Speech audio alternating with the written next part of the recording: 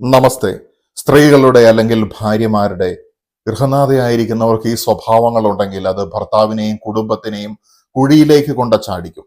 ഏതൊക്കെ സ്വഭാവങ്ങളാണ് അത് എന്നുള്ളതാണ് വളരെ ചുരുക്കി ഇവിടെ പറയുന്നത്. ഒന്നാമത്തെ കാര്യം എന്ന് പറയുന്നത് അമിതമായിട്ടുള്ള രോഷപ്രകടനമാണ്. അമിതമായിട്ടുള്ള രോഷം അല്ലെങ്കിൽ കോപം ഭർത്താവിനോടാണെങ്കിലും മക്കളോടാണെങ്കിലും കുടുംബത്തിലെ മറ്റംഗങ്ങളോടാണെങ്കിലും അമിതമായിട്ടുള്ള രോഷപ്രകടനം എപ്പോഴും പ്രശ്നങ്ങളിലേക്ക് കൊണ്ടുചെന്ന് എത്തിക്കുമെന്നുള്ളതാണ്. അത് സ്ത്രീകളിൽ എന്ന് മാത്രമല്ല, പുരുഷന്മാരായാലും അല്ലെങ്കിൽ കുട്ടികളായാലും ആരാണെങ്കിലും അമിതമായിട്ടുള്ള കോപം നിയന്ത്രിക്കാൻ സാധിക്കുക എന്നുള്ളത് വളരെ വിജയകരമായിട്ടുള്ള ഒരു കാര്യമായിട്ട് മാറും നമ്മുടെ ജീവിതത്തിൽ. ഇവിടെ ഞാൻ പറയുന്നത് ഭർത്താവ് കുടുംബം എന്നുള്ളത് മാത്രമല്ല, അവനവനെ തന്നെയും കൂടി കുഴിയിലേക്ക് ചാടിക്കുന്ന കാര്യങ്ങൾ തന്നെയാണ്. അത് എന്ന് പറയുന്നത് നുണ പറയുക എന്നുള്ളതാണ്, കള്ളം പറയുക എന്നുള്ളതാണ്. ഭർത്താവിനോടായാലും മക്കളോടായാലും അയൽക്കാരോടായാലും ബന്ധുക്കളോടായാലും വീട്ടിലുള്ള മറ്റു വ്യക്തികളോടായാലും നുണ പറഞ്ഞുകൊണ്ട് നുണയിൽ പിടിച്ചു നിൽക്കുക, നുണയിൽ ജീവിക്കുക എന്ന് പറയുന്നത് വളരെ അപകടകരമായിട്ടുള്ള ഒരു കാര്യമാണ്. കാരണം ജീവിതത്തിൽ സുതാര്യത ഇല്ലാതെ വരുന്ന സമയത്താണ്, നമ്മുടെ വ്യക്തിത്വത്തിന്റെ സുതാര്യത കുറയുന്ന സമയത്താണ് നുണകളിലേക്ക് പോകുന്നത്. ഇത്തരത്തിൽ കള്ളം പറഞ്ഞുകൊണ്ട് കെട്ടുന്നത് ഒരു ചീട്ട് കൊട്ടാരം പോലെ.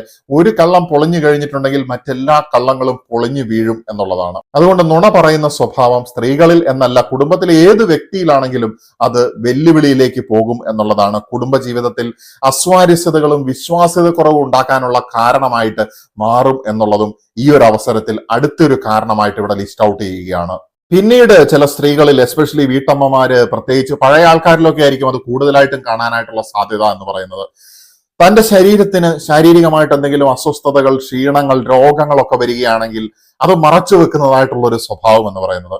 അങ്ങനെ മറച്ചു വെക്കുന്ന സമയത്ത് സൂചി കൊണ്ടെടുക്കേണ്ടത് തൂമ്പ കൊണ്ടെടുക്കുന്നത് പോലെ പരിണമിക്കുകയും പിന്നീട് അത് ഭർത്താവിനെന്നല്ല കുടുംബത്തിലെ എല്ലാ വ്യക്തികളെയും അവനവനെ തന്നെയും പിന്നീട് ഒരു കുഴിയിലേക്കും പ്രശ്നത്തിലേക്കും കൊണ്ടുചെന്ന് എത്തിക്കും എന്നുള്ളതിൽ സംശയമൊന്നുമില്ല.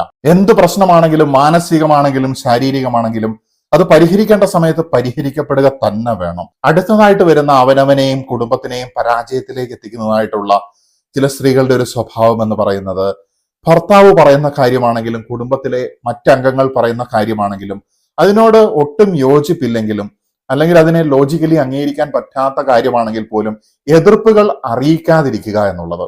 എന്ന് വെച്ച് കഴിഞ്ഞാൽ മറ്റുള്ള ആൾക്കാർക്ക് മുഷിപ്പുണ്ടാവുമോ എന്ന് വിചാരിച്ചുകൊണ്ട്, അവരെ വിഷമിപ്പിക്കണ്ടല്ലോ എന്ന് വെച്ചുകൊണ്ട് പല കാര്യങ്ങളും എതിർക്കാതെ സഹിക്കുകയും, അവനവന്റെ കാര്യത്തിൽ മാത്രമല്ല കുടുംബത്തിന്റെ കാര്യത്തിലാണെങ്കിൽ പോലും എതിർക്കാതിരിക്കുന്ന സമയത്ത്, എന്ന് വെച്ച് എല്ലാ കാര്യങ്ങളും എതിർക്കണമെന്നല്ല പറയുന്നത്, മറിച്ച് ഇങ്ങനെ ക്രിറ്റിസിസം ഇല്ലാതിരിക്കുന്ന സമയത്ത് മറ്റു വ്യക്തികൾ ഏത് സമയത്തും പിന്നെ അവരുടേതായ രീതിയിൽ മാത്രം കാര്യങ്ങൾ കൊണ്ടുപോവുകയും അവർക്ക് പോലും അതിനെ ക്രിട്ടിക്കലായിട്ട് ഇവാലുവേറ്റ് ചെയ്യാൻ സാധിക്കാതെയും വരും.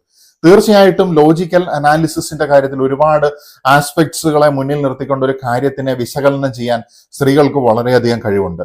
ഈ മേഖലയിലുള്ള കഴിവ് പ്രയോജനപ്പെടുത്തുകയും വിമർശിക്കേണ്ട കാര്യങ്ങളെ വിമർശിക്കുകയും അംഗീകരിക്കുകയും ചെയ്യേണ്ടത് ഒരു കുടുംബത്തിനെ ശക്തമായിട്ട് മുന്നോട്ട് കൊണ്ടുപോകാനായിട്ട് അവിടുത്തെ ഗൃഹനാഥയ്ക്ക് ഉണ്ടാകേണ്ട പ്രധാനപ്പെട്ട കഴിവുകളിൽ ഒന്നാണ്, ഒരു ഭാര്യയ്ക്ക് ഉണ്ടാകേണ്ട പ്രധാനപ്പെട്ട ഗുണങ്ങളിൽ ഒന്നുമാണ്.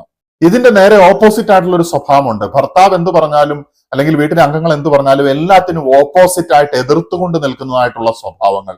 ഇതും തീർച്ചയായിട്ടും ഒരു കുടുംബജീവിതത്തിനെ മോശമായിട്ടുള്ള അവസ്ഥയിലേക്ക് കൊണ്ടുപോകും. കുടുംബത്തിനെയും ഭർത്താവിനെയും അവനവനെയും തന്നെ കുഴിയിലേക്ക് എത്തിക്കും എന്നുള്ളതിലും സംശയമില്ല. നേരത്തെ പറഞ്ഞതുപോലെ നുണ പറയുന്നതിനോടൊപ്പം തന്നെ ഗോസിപ്പ് അമിതമായിട്ട് പറയുന്ന സ്വഭാവമുള്ള വ്യക്തികളുണ്ട്.